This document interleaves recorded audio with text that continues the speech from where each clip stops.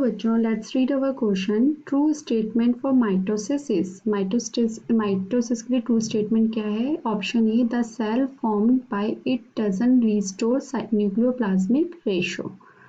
B, two cells formed as a result of this division are identical in all respects. C, cell formed by it have half the number of chromosomes than that of parent cell. D, cell formed as a result of mitosis have different genetic characters.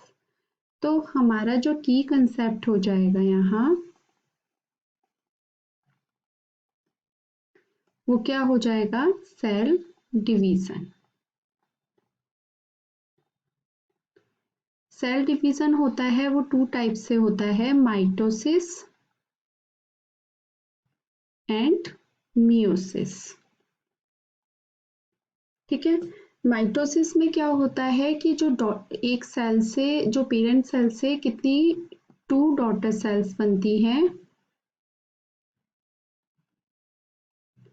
To daughter cells बनती हैं। Meiosis में, meiosis first और second होता है जिसमें कि 4 daughter cells बनेगी,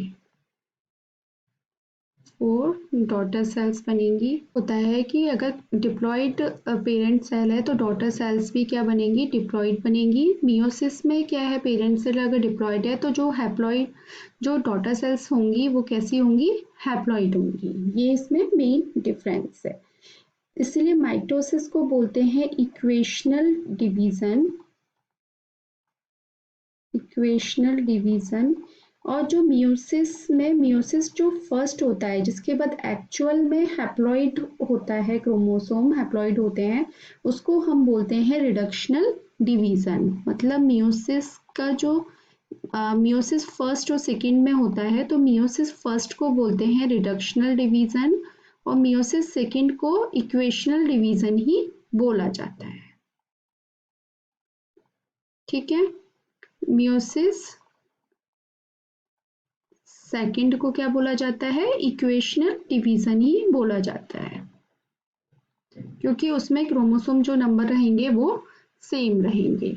ठीक है, अब इसमें क्या होता है कि जो माइटोसिस होता है इसमें कुछ क्रॉसिंग ओवर नहीं होता, कुछ जेनेटिक मटेरियल का एक्सचेंज नहीं होता है, इसलिए जो डॉटर सेल्स होती हैं वो आइडेंटिकल होती हैं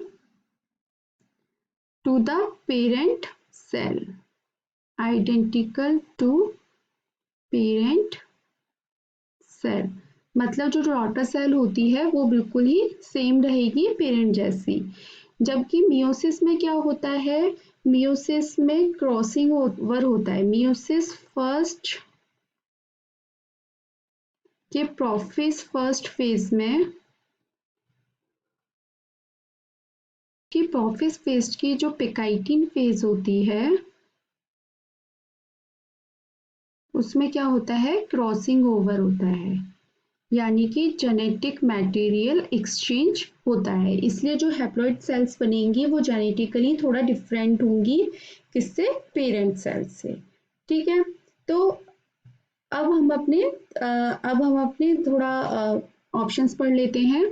the cell form by it doesn't restore nucleoplasmic ratio. अच्छा, ये न्यूक्लियोप्लाज्मिक रेशियो जो होता है, न्यूक्लियोप्लाज्मिक रेशो, न्यूक्लियोप्लाज्मिक रेशोस है जिस नाम से पता चल रहा है, न्यूक्लियस और साइटोप्लाज्म का रेशो होता है।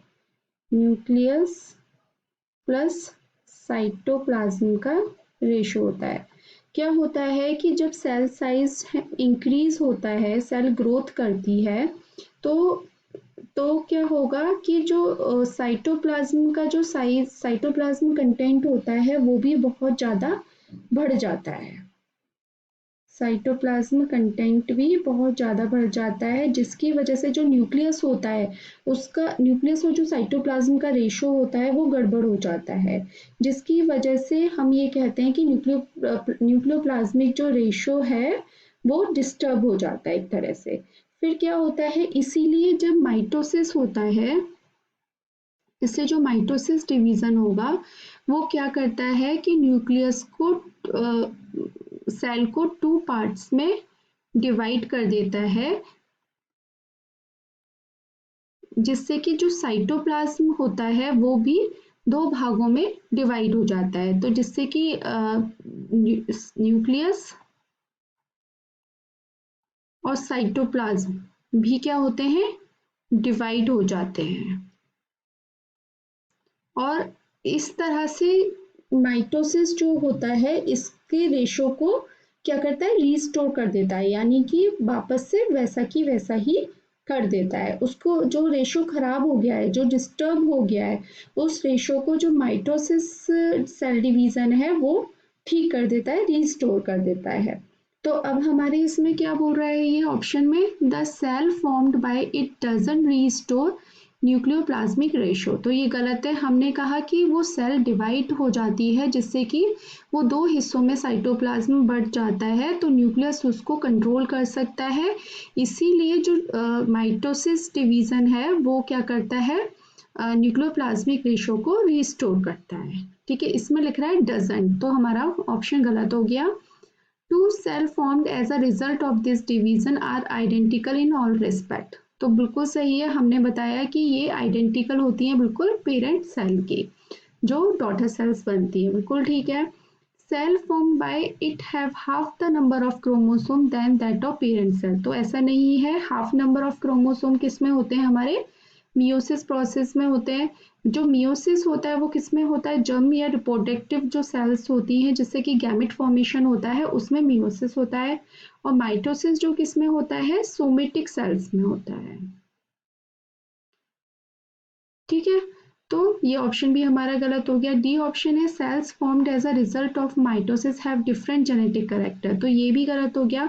हमने बताया कि क्रॉसिंग ओवर जो होता है वो किस में होता है, मियोसिस में होता है, तो जेनेटिक जो वेरिएबिलिटी आती है वो मियोसिस में आती है, माइटोसिस में नहीं आती है।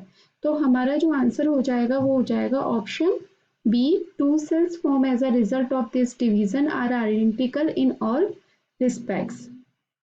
आई होप आपको ये आंसर समझ में आया होगा। Thank you so much, all the best.